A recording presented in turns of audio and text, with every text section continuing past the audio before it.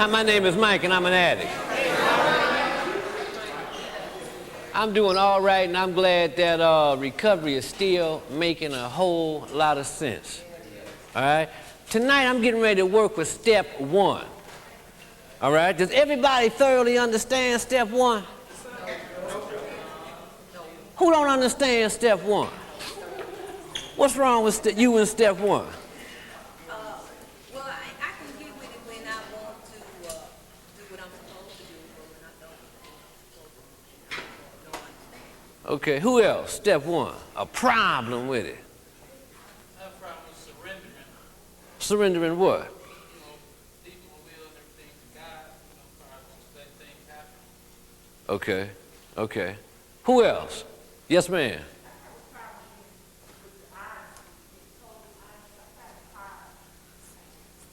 Totally honest. In step one.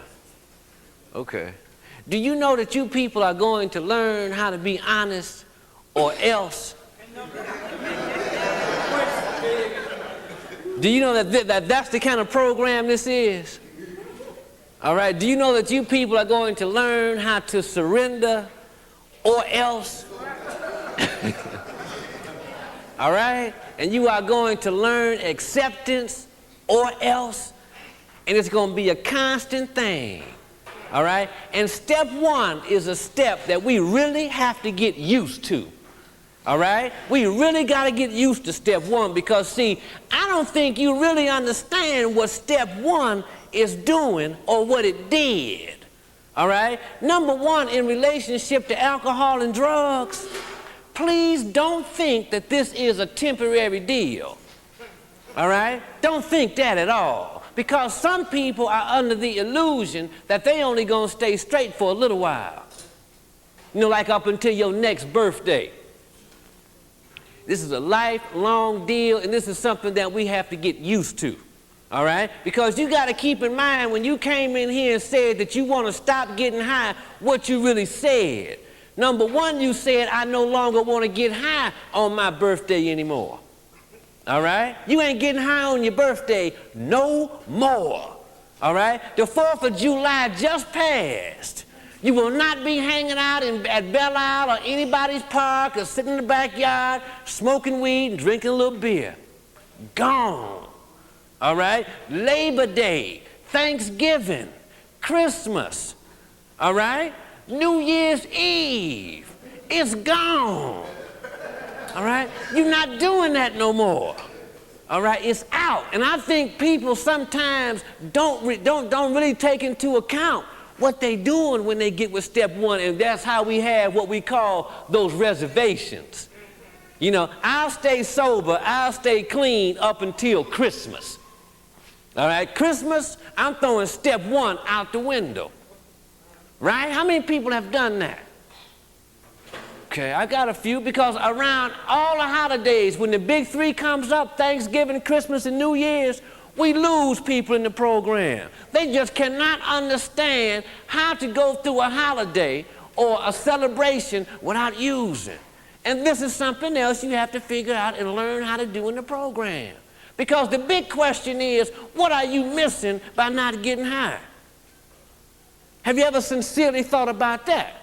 Okay, I don't get high anymore. I do not drink. I don't smoke nothing. I don't take pills, no crack, no snort, nothing.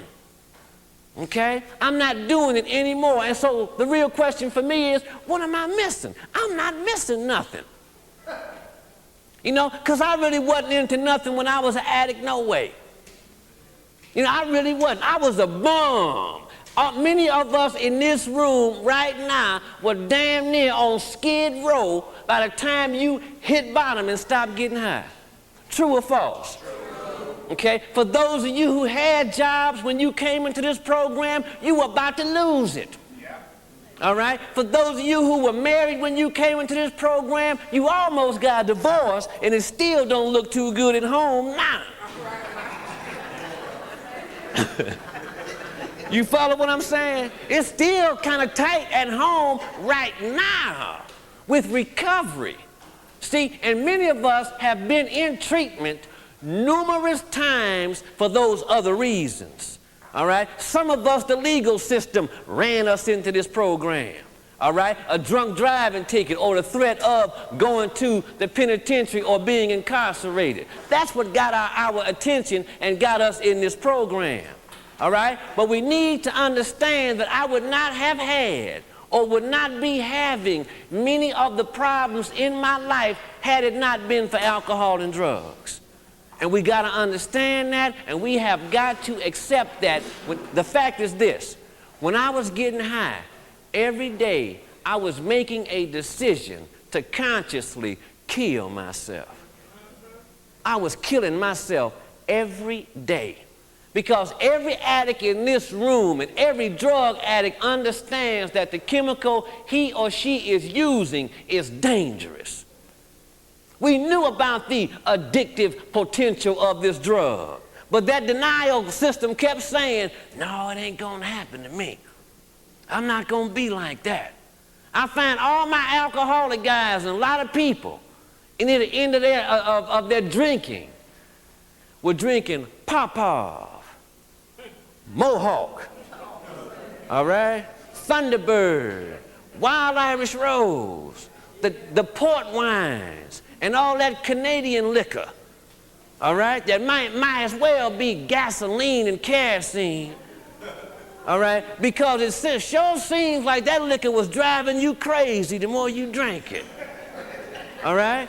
Every hustler in this room damn near turned into a panhandler, true or false? Damn near turned into a panhandler, all right? And I got a whole bunch in this room right here. I got a bunch of piggy bank thieves. Robbing the kids' piggy banks, all right? Selling the savings bonds, all right? Cashing in the IRA, all right? Boosting up the credit card balance, because it sure feel good sometimes to have a Visa or a MasterCard and to be able to go into a bank and get a cash advance. Don't it? Write a check one day, draw out all the money 5 minutes later. All right? And all that's madness and never got anywhere.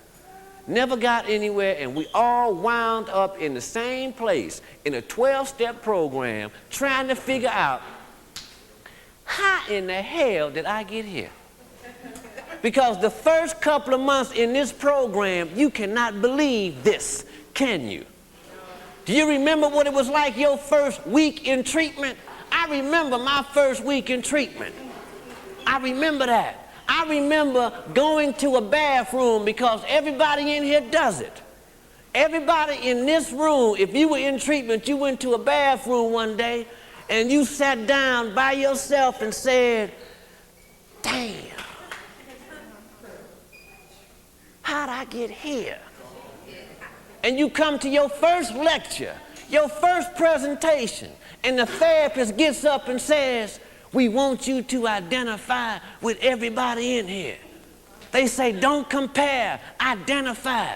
And so you try, and you look around the room at the other alcoholics and drug addicts, and you say, God damn. You say, damn, is it this bad?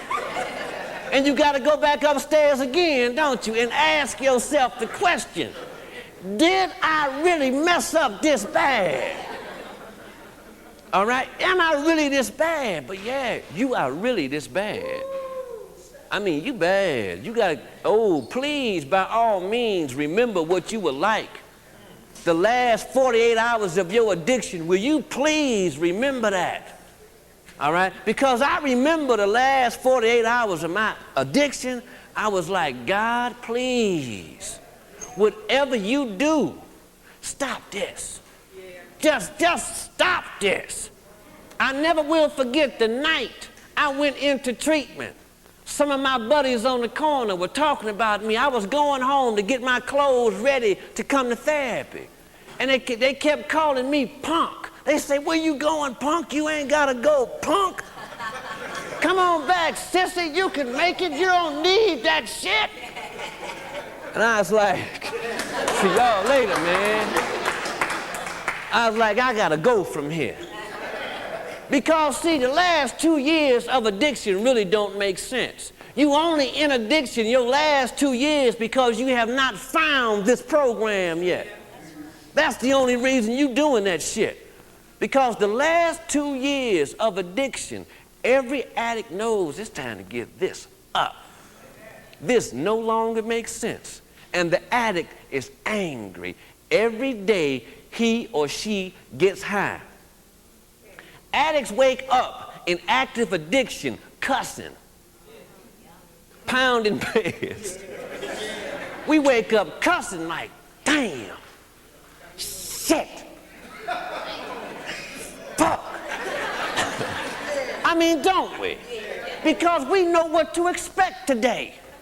You know, I got to go out here on this corner and argue, fight, scheme, run from people, duck the people I robbed last week.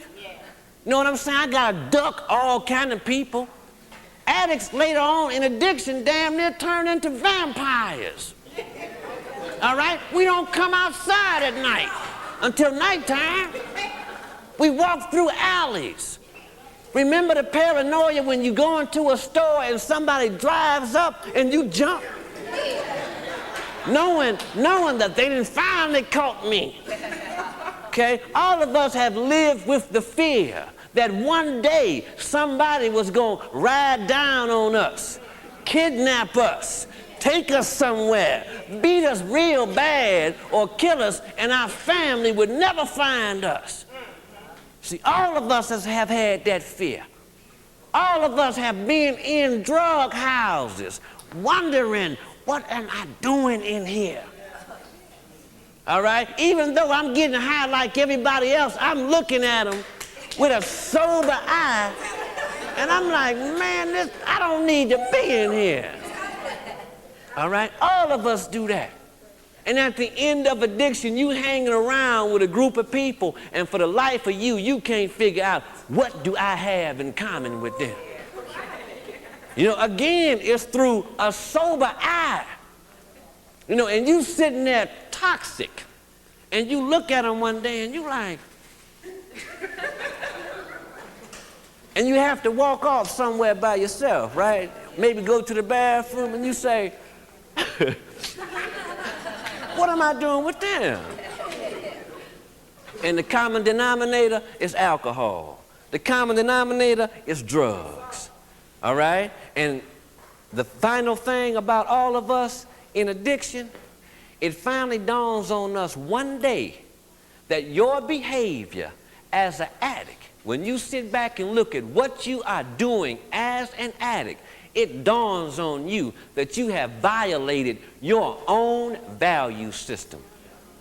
You are now involved in some behaviors that even you don't agree with. All right? And that's when it's very difficult for you to stand up and look in a mirror at yourself. It's very difficult to stand there and brush your teeth when you know you a damn fool. I mean, look at this damn fool. All right? And your complexion is all bad. Your eyes are full of bags. You got dark circles under your eyes. You ain't but 25, but you look 55. All right? Your skin is starting to wrinkle. You starting to look at this. All right? You try to wash your face. You try to use lotions and creams and all kind of stuff. Wear a hat. Get some sunglasses. Anything to change your appearance. But that stuff is slowly killing you, and you look in the mirror and you watching yourself die. Now, after all of that, you walk into a treatment facility, run into a guy like me, and I tell you, guess what? You powerless. Ain't that some hell of a news? I mean, that's some hell of a news, ain't it? After all I've been through, the best this guy can tell me is that I'm an alcoholic, I'm a drug addict, and that I'm powerless. Guess what, counselor? I've been known that. All right? I've been known that. I've been known I was an alcoholic. I've been known I was a drug addict. How many of you can agree to that? You follow? I knew 5 years before this program that I was an addict. But I kept that identity because I felt like that's all I had. All right? I knew I was a wino. I knew I was a bum, but I was so damn arrogant. I was arrogant.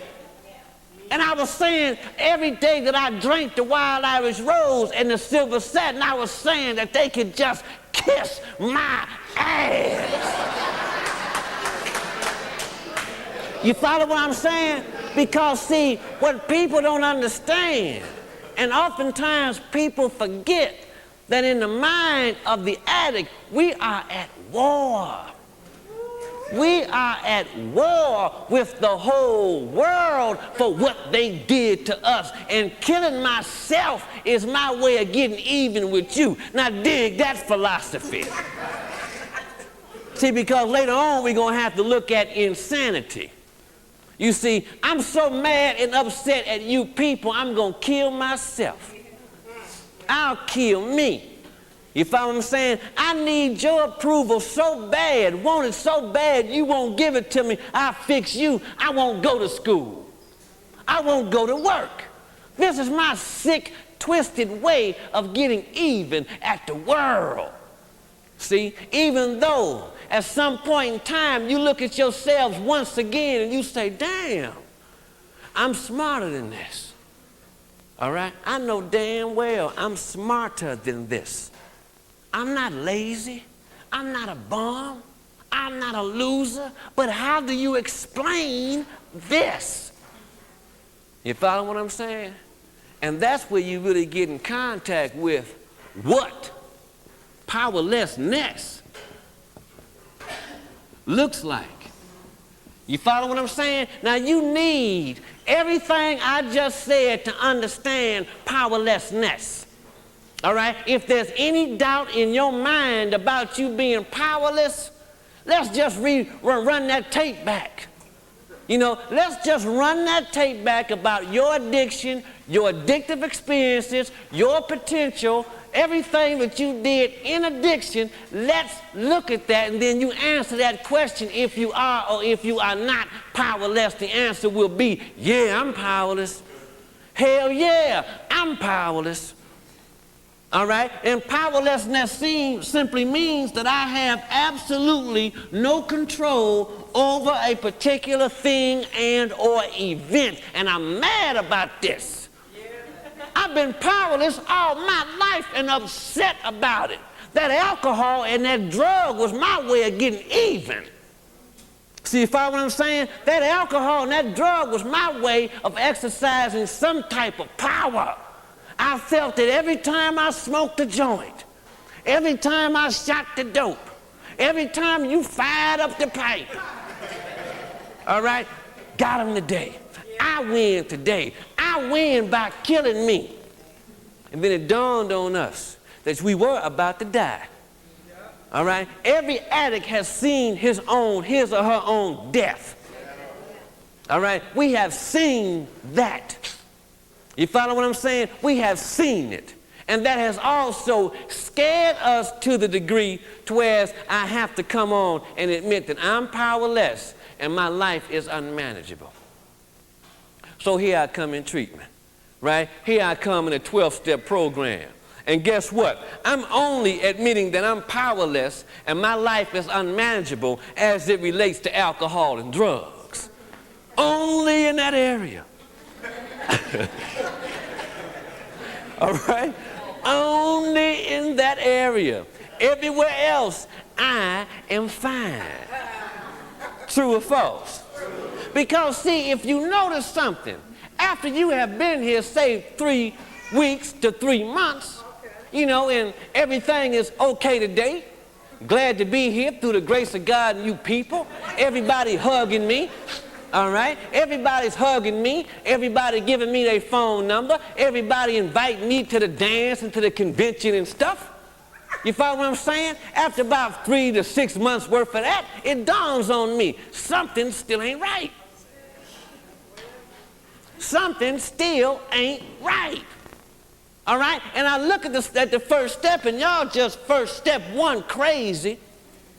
Every time I turn around, you on step 1, but crazy. You follow what I'm saying? I mean just out of your absolute mind, because you only deal with step one as it deals with and relates to alcohol and drug use. You follow what I'm saying? That's the only way and place you are using the first step is right here. That's the only place you're using it. All right? Outside of alcohol and drugs, I run the rest of this. I run this.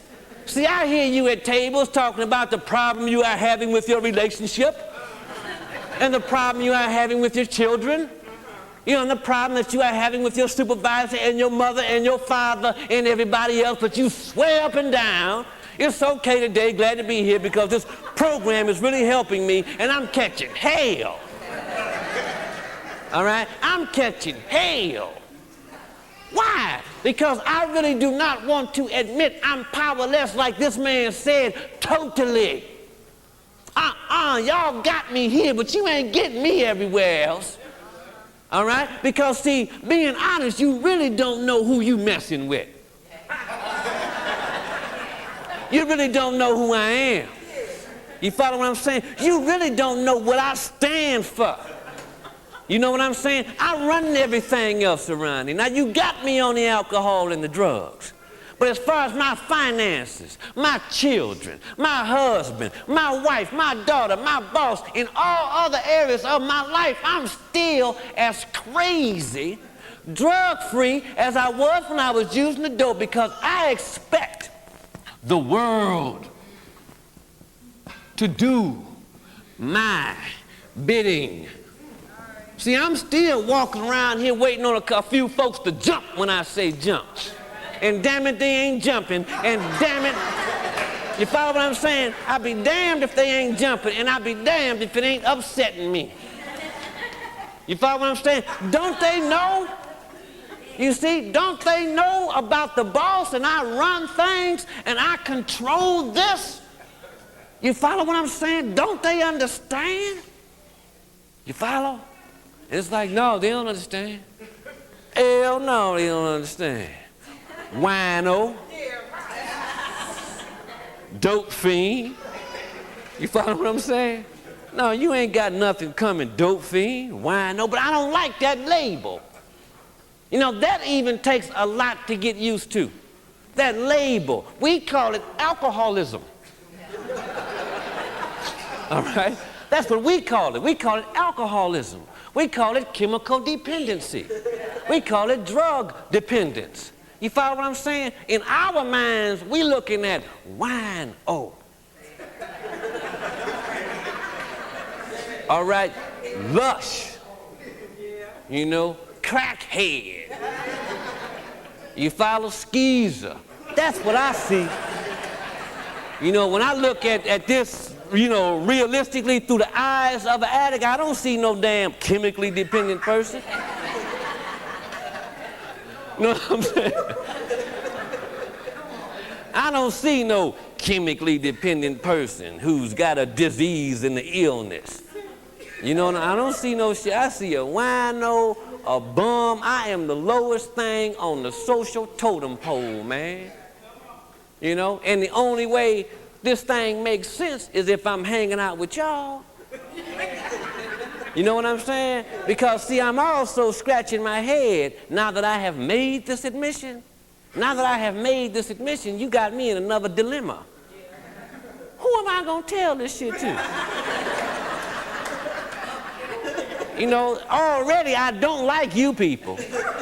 Right? Already I don't like y'all. All right? And I'm trying my best to find a way to get away from y'all.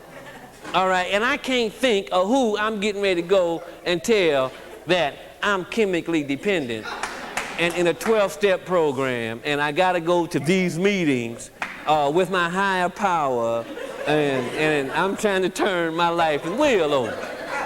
Right? You ever tried that? Have y'all tried that yet? To explain to a non-recovering person what you're doing? Huh?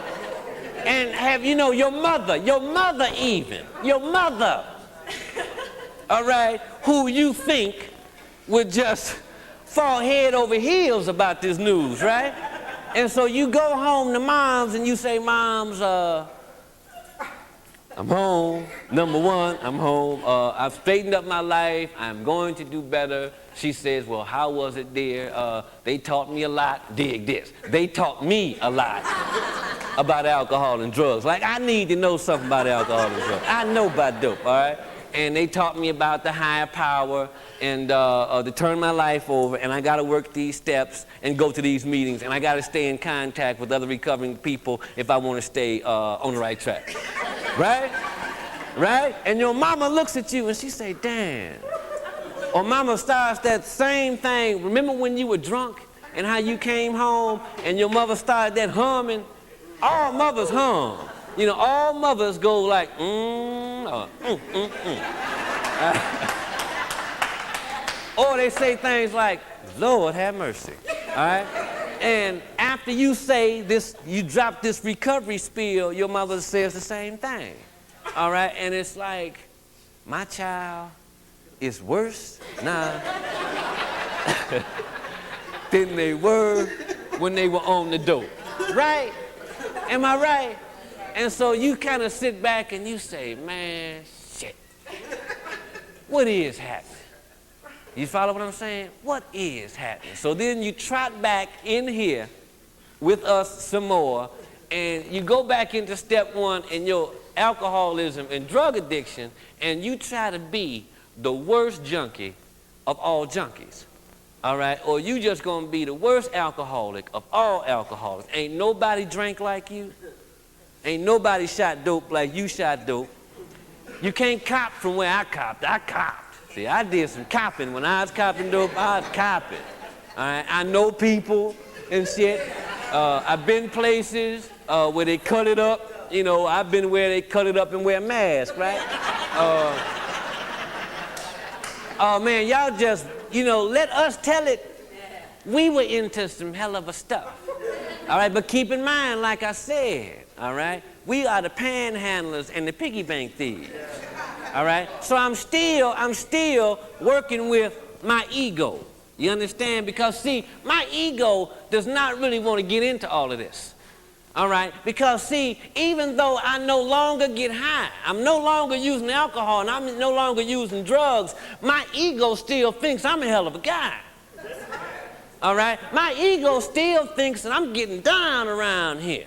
All right, and my ego does not handle failure well. All right, so the first thing my ego does is that it attaches itself to the boss, and we getting ready to make the world do my bidding, right? But first I gotta have something that I can control. Got to have something to control, right? Now the first thing that I need once I find this thing, whatever it is that I'm about to control, I become preoccupied with it. That's symptom number one of addiction, preoccupation.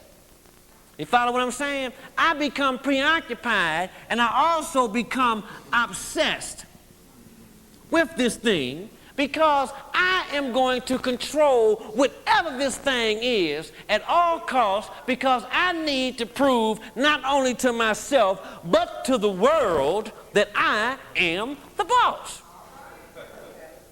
All right? And after I accomplish this task, all right, I'm going to have all of them bowing down to me, even in the program. All right? Because, see, I watch the way you walk in meetings sometimes. You know, I watch you. You know, I watch you popping your collars. I'm watching you, you know, all of this shit. You know, I say, look at it, the madness is still there. But I want you to know that I'm hell of a. I may be an alcoholic and a drug addict, but I'm hell of a. All right? I didn't hit bottom like you hit bottom. All right? I hit a different bottom. I didn't have to go to Share House. All right? I didn't have to go to Harbor Light. Oh, you went to Harbor Light? Oh, man. I'm not like that. You know what I'm saying? Because don't they treat you funny? When they find out you've been to certain treatment centers, they just treat you like stone riffraff, don't they? Don't they? Like you just, you went through there, you one of them park bench winos. You follow what I'm saying? But see, my ego is coming in now talking about, hey, I don't like this. I'm in control and I'm in charge and I'm preoccupied and I'm obsessed with trying to control this thing because I'm going to prove to y'all that I'm more than just a simple junkie. See, I'm more than just an alcoholic. All right? I still ain't got over this admission yet. You follow what I'm saying? And I'm getting ready to prove to you that in spite of me being alcoholic, in spite of me being a drug addict, I'm different. I'm special. Y'all bow when I walk in. Call me Mr. Addict, as a matter of fact. Miss Addict. You follow what I'm saying? Make an appointment with me to share. All right? Because I'm so hell of a. You know, I know you can't wait for me to sponsor you. You follow what I'm saying? We just be tripping. We be tripping in this program. All right? And see, here I am, preoccupied and obsessed with what? Status. Trying to get people to respect me, admire me, like me. And then it dawns on you after a while that nobody still gives a damn about you. So you depressed again, so what do? You go back in your little bag of tricks and you come up with another gimmick. All right? All the time trying to find control, all the time not wanting to recognize your powerlessness, all the time wanting to expend and exude a lot of strength and influence upon others. When I become preoccupied, when I become obsessed with anything, that means that I am also quite busy. I'm busy. I'm so busy in my preoccupation and my obsession that I begin to slowly, very slowly, I begin to neglect my priorities. And I begin to procrastinate on other things that need to be done. All right? I see these other things that need to be done, and I say to myself and others, don't worry about it. The boss is in control. I can handle it. I'll get to it later. Just shut up. Just leave me alone. Just mind your own business. I'm the boss. I'm taking care of the world's affairs. All right? I do not need your help whatsoever. Right or wrong? All right? This is what the step one dynamic looks like up in your head and in your behavior. You see, because as I begin to neglect my priorities and I procrastinate, I also grab another technique and skill of mine known as denial and rationalization. Yeah, people will come up to me and say, hey, Mike, about my priorities. Don't you need to be doing blank? And I say, no, it ain't no problem. I'll get to it later. I got a different way I do things, all right? You know, I don't do things like you do things. I have a different order and organization that I use, all right? And furthermore, I work better under pressure, all right? I like the pressure of it all. You see, so I'm rationalizing this. But what it is, I'm so busy doing what? Thinking. So I said, well, you got to leave me alone. You must leave me alone. You must get out of my way because I do not want you to interfere with the development of the master plan. All right? I got a master plan going on in my life. Okay, I'm working on the development of the master plan. For what reason? So I can get rid of and away from all you powerless people. I don't like being with you powerless people. Because, see, powerlessness still represents failure to me. See, it still represents stupidity. It still represents being dumb. It still represents being weak. And I got a strange feeling that I do not want anybody to look at the boss as a failure, dumb, stupid, weak, or possibly not having it all together. So I have to come up with a master plan because I have this ego that is threatened quite easily. The last thing that the boss needs is for somebody to find out that the boss possibly does not have his or her shit together. You follow what I'm saying? So yeah, I'm preoccupied, I'm obsessed, and I'm very busy thinking about how to get the master plan going before one of y'all find out that I have weaknesses. Before one of y'all find out that I don't know what I'm doing all the time. When one of y'all find out I do need some assistance, all right? And I'm also an extremely private individual. Some things are just none of your business. It's just none of your business. All right? What you doing, Mike? Why? Ain't that the response we give? What's going on with you? Why?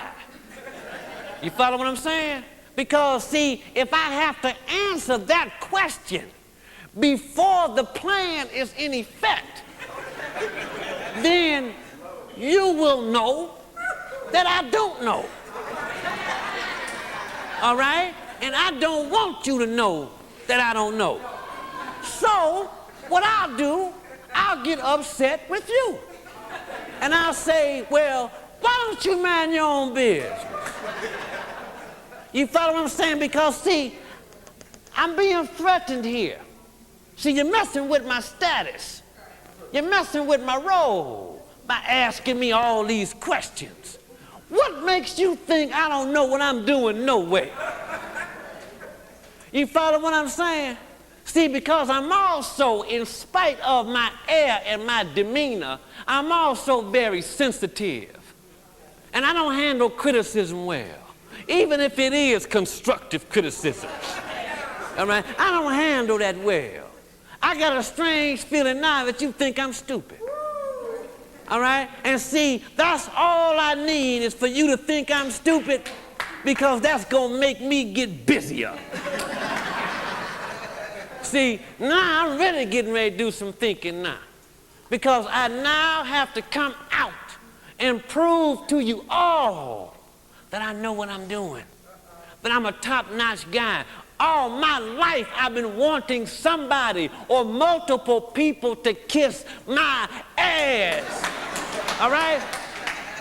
Once I accomplish this task, I can finally get my ass kissed. You follow what I'm saying? So while I'm developing this plan, y'all leave me alone. See, I want you to hold my garments and shit. You follow what I'm saying? I want to be bad. I want to be down. I want to be popular.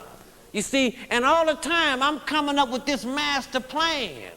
All right? And keep in mind, all of this is being fueled by anger and inferiority. See, this the big threat to my ego. All right? I already feel like a victim. I already feel like a lot of people think I'm weak and soft and a pushover. I'm going to take my anger now and disguise it as motivation. All right? I'm going to take my anger and my inferiority now and disguise it as achievement. I am going to turn into a perfectionist. And you know what a perfectionist does? A perfectionist does not ask for help. See, in my privacy. See, in my privacy, while I'm in the developmental stages of the master plan, I'm not telling nobody nothing. See, I'm not telling nobody nothing about what's happening and what's going on. Because, see, I have not forgotten how many of you thought that I wasn't shit. I ain't forgot that. All right? And when I become successful now, I hope you do want something from me. See, part of us want to succeed so somebody can ask us for something so we can tell them no. You follow what I'm saying? That's the sole motivation behind many of our desires to succeed. Because, see, we have not forgotten those who have rejected us, have we? See, because we got some steps in there talking about make amends, turn things over. Not with these people. See, there are some people who I am going to make pay the moment I become successful. I can't wait to make it big. I hope they do. I know what I'm going to do. I'm going to get a car. Wait till I get my car. They're going to ask me for a ride. I'm going to tell them, no, you kiss my ass, man. I got something to do. See, you remember that? You haven't forgotten that, have you? Hell no, you have not forgotten that. And you still in your recovery now waiting to play out certain things. This is how some of you get caught up in relapse. Because, see, in your addiction, you did not turn out to be the kind of addict that you thought you should have been. You know what I'm saying? You just knew you should have been a diabolical dope fiend. All right? So you get into recovery and you dress up the outside. You get your little money. You get a gold chain. You get a bebop hat or a new pair of gym shoes, and you stroll right back up on the stroll again, don't you? Talking about how you like me now. See, your success is based on spite. See, still striving for approval, still striving for success. And let's understand something else too. Here you come on the scene, right? And this what really kills me about some of us in our addiction who work. Dig this one. Here you work every day. Because most drug addicts today have jobs. All right? All right? For real. Most drug addicts today have jobs. And it's like, here you work every day. But there's a guy who does not work. He's illiterate. All right? He doesn't even have the a good education. But he is in his drunkenness. He is drunk, but smart enough to get your money. You ever thought about that? I mean, you got some people who do not work, drink wine all day long. And at the end of the week, they waiting on you. You follow what I'm saying? And then you know what else we know about everybody? We know who get their check when. We always know who getting a check on what day. So-and-so get paid on Thursday. So-and-so get paid every 2 weeks. All right? But we know. All right? Because, yeah, what's your number? All right? All right? And everybody be taking them welfare sheets out talking about. And dig this. We get so deep with that one, we even circle and put a name by certain people's numbers. True or false? Yeah, we do this. We do this. Back to the boss, however. Back to the boss, back to this privacy. Okay? I'm going through this.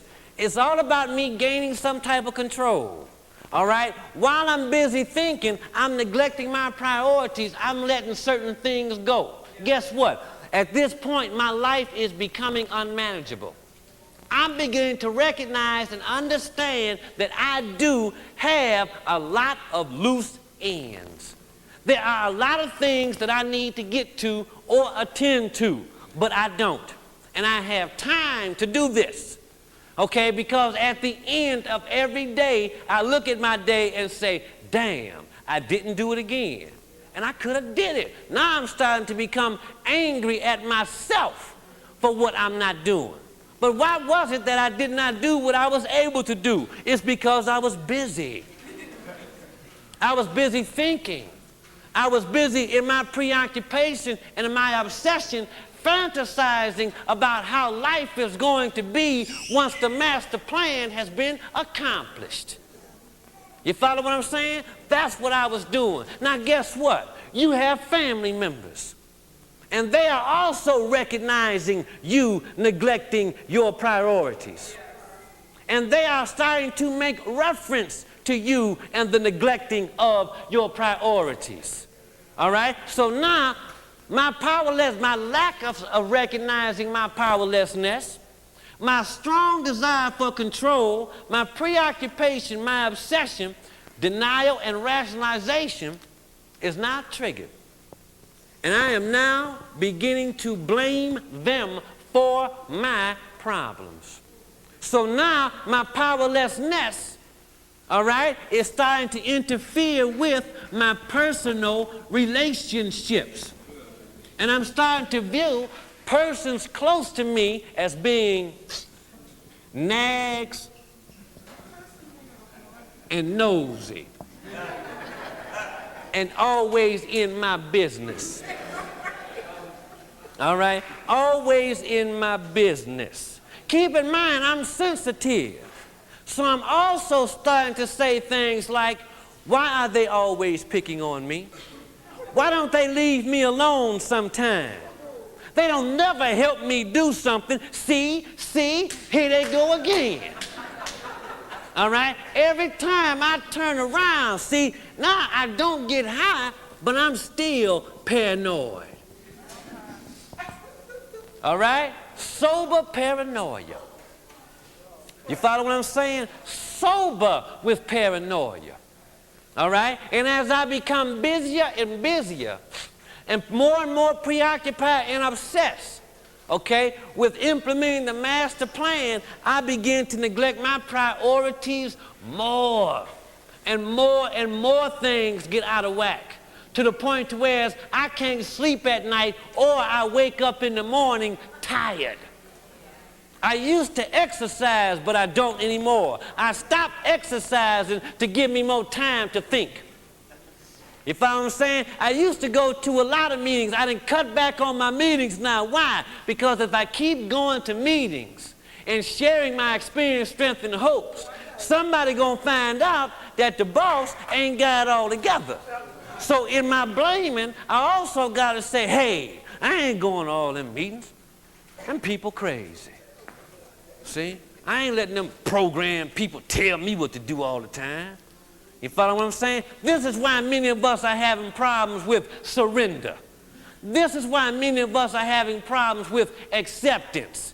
All right? Because, see, in this dynamic ain't nothing running but denial, rationalization, a bunch of false pride, and self-righteousness.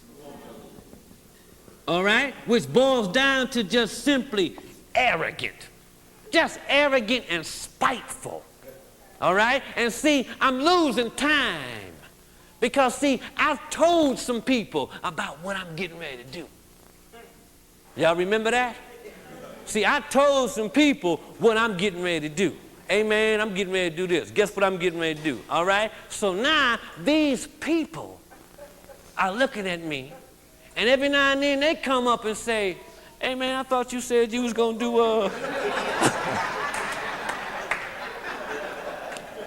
You follow what I'm saying? Now, I'm not about to admit powerlessness or complete defeat. So I go back into my rationalization bag. See, and I can come up with a convenient excuse. All right? Excuses. And now I am starting to turn in. Once again, keep in mind, I'm not getting high. I'm not using alcohol. I'm not using drugs. But I'm starting to turn into a liar sober. I'm a sober liar in this honest program. Through the grace of God and you people.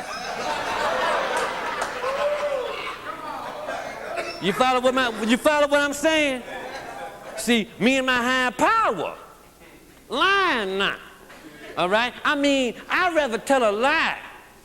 And I prefer to use deception and deceit than by in any way let you know that the boss ain't, what y'all say, got it going on. All right? I got it going on, right? But no, boss, we know you ain't got it going on. You ain't got it going on. Time is starting to run out. The clock is ticking. All right? You said you were going to do a certain thing at a particular time. Keep in mind, you're trying to do all this by yourself in secret. Now you have a secret that is also bringing you pain.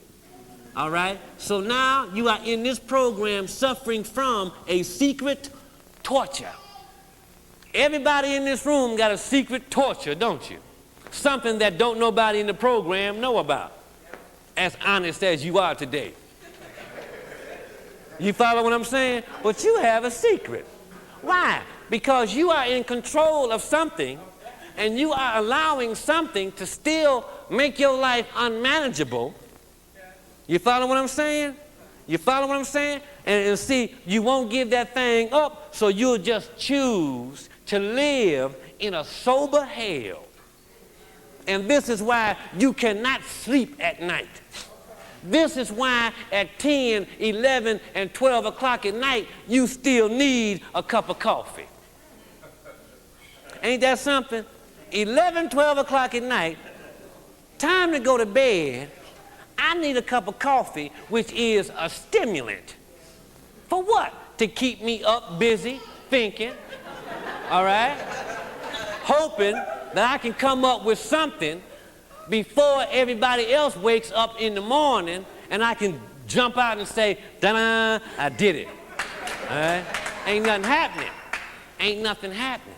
So what happens is we begin to experience frustration, and we begin to look at our efforts as an exercise in futility. All right? At that point right there, we become dangerous. All right? Because, see, I'm already lying, coming up with excuses. I'm deceiving people. I have anger. I'm blaming others. I got all this denial and rationalization going. I'm ready to hurt somebody now. All right? I am ready to hurt somebody. I want to fight for nothing. All right? I'm waiting on somebody to bump into me. All right? I'm waiting on somebody to pull off at the light. They could have made that damn light. You follow what I'm saying? I noticed that when I'm at the red light and pedestrians walk in front of me, I notice my right foot is starting to jump. All right? You follow what I'm saying? My right foot is starting to have a mind of its own. All right? You follow what I'm saying? I hope they don't give me my proper change back. All right? Let me count my change before I leave here. See, I'm paranoid. I'm sensitive. I'm losing control. I'm in denial, but I think the whole world is out to get me. You follow? Here it comes again. Me against the whole world. And I ain't admitting powerlessness yet. All right? I got one more thing I can do. I can go on what I call a recruitment drive. You know what that's all about? That's when I started calling people in the program, and I want to know if you know how I can do this. All right? I want to know if you know how I can put the master plan into effect. And I only want to talk to those people who are as crazy as me. All right? I don't want to talk to none of you people who work in the program. All right? I don't want to talk to none of you who are turning it over and letting things go and let go, let God, because you part of my problem too. All right? Because I think y'all lying. All right? You follow what I'm saying? So I only want those people in the program who are just as insane as I am to talk to. I don't want to talk to none of you people who work in the steps. Bring me somebody who's not working the steps. Me and you will talk about how the rest of the world is jive. All right? How everybody else is getting the breaks but us. How they got a different bottom than what we had. They got that easy recovery. Follow what I'm saying? And that's because I'm in denial. Sober but crazy. I'm sober out of my mind. All right? After the recruitment drive, and this won't work either. The recruitment drive will not work either. This was my last ditch attempt to recruit the fellas or whoever to come on, jump on this bandwagon and help me get this thing going. I can't find nobody. You know what I'm left with now? Now I know I'm powerless. But guess what? I might be powerless, but I still got a bunch of pride holding me up. All right? I ain't said nothing to nobody yet. So see, I know I'm powerless. All right? I know damn well I'm powerless. I know the show is over. But I got a little more in me to go through a little bit more hell by myself. And I'm crazy enough to go through hell by myself. All right? So now I'm sober and depressed. Now I want to go to a meeting I don't even want to share. Now when my sponsor calls me on the telephone, I don't even want to talk.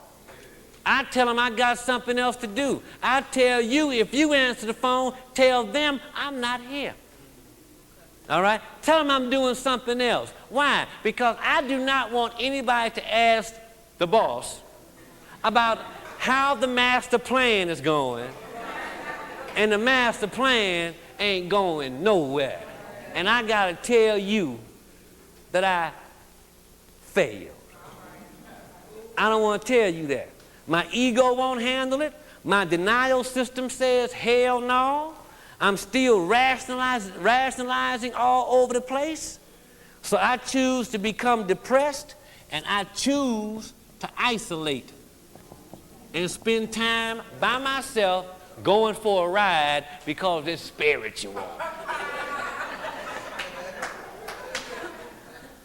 You follow what I'm saying? But all the time I'm catching hell. Where's my secret torch at? With my torture by myself. And as I spend this time alone, I'm saying to myself, damn, I sure don't want to tell them this shit. Huh? Can you identify? See, I sure don't want to take this shit to the tables. After I done told them about how great the program is. Damn, I just got my 90-day chip. I just had an anniversary. You know, and I got to go back and tell these people I'm powerless. We already know you powerless. You in here. You follow what I'm saying? This is where powerless people come. All right? So we already know you powerless. All right? So see, I can keep my denial system going. That ego can still keep me going. And that false pride and that self-righteousness can still keep me going. But guess what? I still have some more options. I ain't through yet. All right? I ain't through yet. What makes you think I hit bottom? I ain't hit bottom yet. All right? I'm the boss. I got all kind of tricks up my sleeve. You know, before I humble up and hit bottom, shit.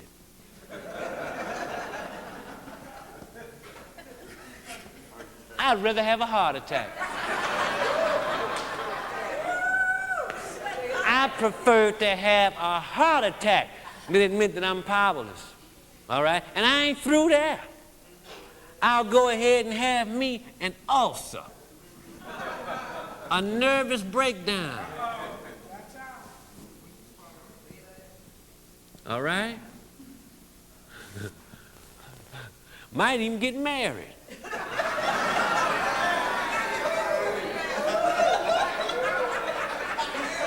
See what I'm saying? I might get married. Maybe I'll get a divorce. I'll do one of these before I'll admit this. You follow what I'm saying? You follow what I'm saying? Because, see, this is the kind of stuff we do.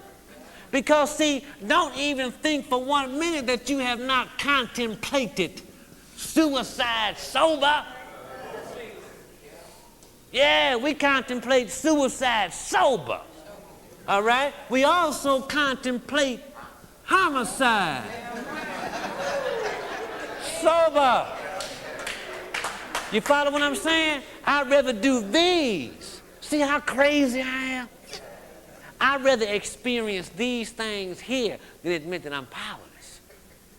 You follow what I'm saying? Maybe I'll even go get me a little drink, some dope, or go visit, Yeah, get some of that, Mike. what they call them? Skis. See? See?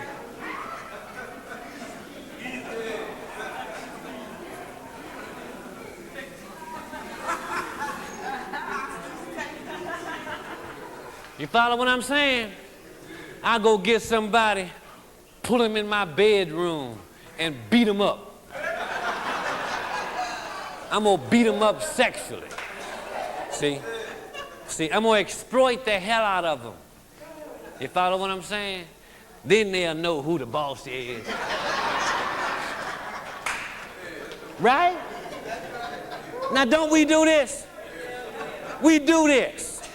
But we sure as hell don't admit this.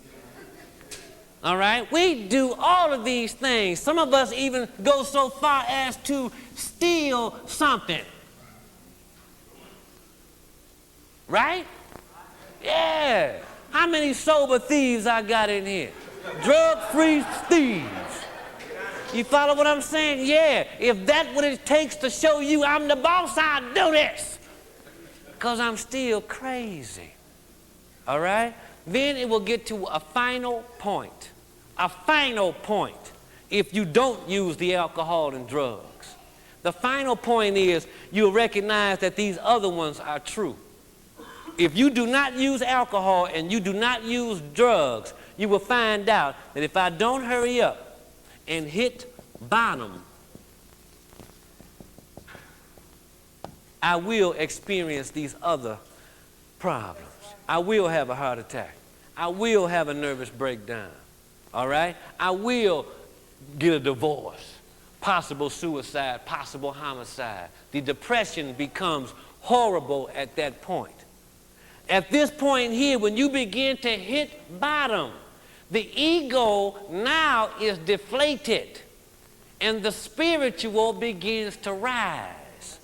This is the point to where you begin to come to. You follow what I'm saying? Now I'm starting my step 2 process while I'm hitting bottom in step 1.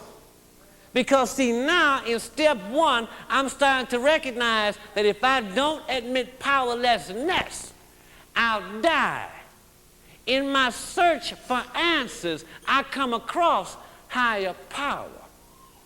You follow what I'm saying? And I'm led to my higher power. In my search for control, I find out who has control. And it ain't me. All right? But by this time, I'm hurting so bad, I don't care who take over. You follow what I'm saying? I don't care who take over, then I surrender. So, in answer to your question earlier in the lecture, how far do I have to go before I surrender? It all depends on how much pain you can tolerate. Some of us have a different threshold of pain. You follow what I'm saying? And we can handle certain pains in our lives as if it's no problem. Some of us say ouch real quick. All right? The longer you stay in the program, the longer you begin to understand these steps plus your inventory, it will become easier and you will say ouch faster. But you need to know, what does it look like when I'm in the madness of step 1? All throughout your recovery, you will be trying to gain power and control. It never stops. You'll always be trying to do it. All right? You just dress it up a little bit differently. This is why we have step 11 for you. The prayer and meditation is for you to reinforce your powerlessness. Because, see, in prayer and meditation, you become keener. Your eyesight is better. You become more sensitive to your madness and what it looks like. So see, your spirit will tell you, because it always tells you that anyway, doesn't it? Every time you're about to go out and do something wrong, this little thing pops up and says, I don't think you should do that. Why don't you stay home? You really don't want to go. All right, but we tell that little thing, shut up, I'll be right back. Because what you people don't understand, but you need to understand, there are two powers in this program. A higher power and a lower power. And sometimes without you even knowing it, you hanging out with the lower power and think it's the higher power. But the lower power will have you into all of this. And thinking you right. This is why every time I open up, I say, I'm glad that coming to meetings still makes sense, because I understand that the lower power is still there. And that sucker can get me thinking I got a master plan coming up, have me into all kind of madness, and it will make sense. That's what scared me about myself. When it dawned on me what my sober mind was coming up with. I thought my drunk mind was coming up with some stuff. You follow what I'm saying? I used to look at my drunk mind, but then I looked at my sober mind, and I was like, damn, boy, you better carry your ass to a meeting. See what I'm saying? I think I better stay at these meetings and continue to understand these steps and keep talking to you people, all right? And keep trying to understand me and how these principles work in all my affairs. And learn that my honesty is my freedom. My honesty is my freedom. My honesty is also my protection. As long as I'm honest, you won't mess with me. You will leave me alone. You follow what I'm saying? And that's why some of us don't like to be around certain people, because they tell it like it is. You better learn how to tell it like it is so you can keep certain people away from you. You see what I'm saying? With this madness. Also in your recovery, you are going to learn the hard way that you cannot be as friendly as you would like to be just yet. Just yet. Because you don't understand your motives and you don't understand other people's motives yet. So here comes that victimization, being exploited. I thought that was my friend. I didn't know they did that in recovery. Yeah. All right? Because you got to keep in mind what's in here. Not only am I dealing with alcoholics and drug addicts, I'm dealing with liars, thieves, cheats, whores, spoiled brats, people who think the world owe them something, lazy. I got lazy people in here. You follow what I'm saying? I got everything in here. And this is why I have to continue working on powerlessness as well as acceptance. I don't put nothing past none of y'all. None of y'all. Hell no. Why? Because I don't know what you're recovering from. You follow? And you need room to recover. You really need room to recover. And if I set up recovery so rigid that you only can walk in a certain vein and you can't have certain issues, you have your secret torture, and that may prompt your relapse. If you notice, I talk about numerous topics, and I'll say, there's no telling what I'll say. All right? And that's to give you permission and freedom to bring that into your recovery and work on it. Because some of you think that now that you don't get high, you are all of a sudden angelic. All right? And it says, we are striving for progress, not perfection. And I have to be all right with something else. All right? Something else I have to be all right with. The standard of my recovery may be here. This is what I'm shooting for. This is where I'm at. All right? I'm shooting for this. But this is where I'm at. A day at a time, the grace of God, you people, honesty, open-mindedness, and willingness. I'll get there. But don't rush me. All right? But I'll get there. All right? I will get there. Also, before I close, don't misinterpret powerlessness for laziness.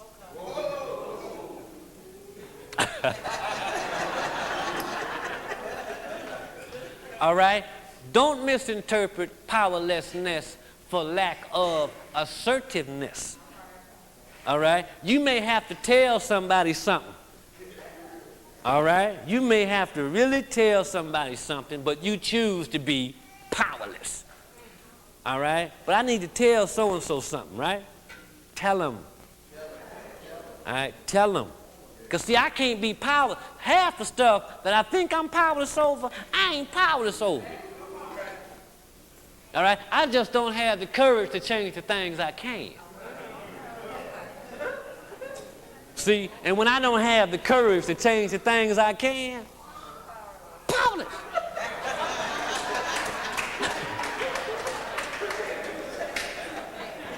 You follow what I'm saying?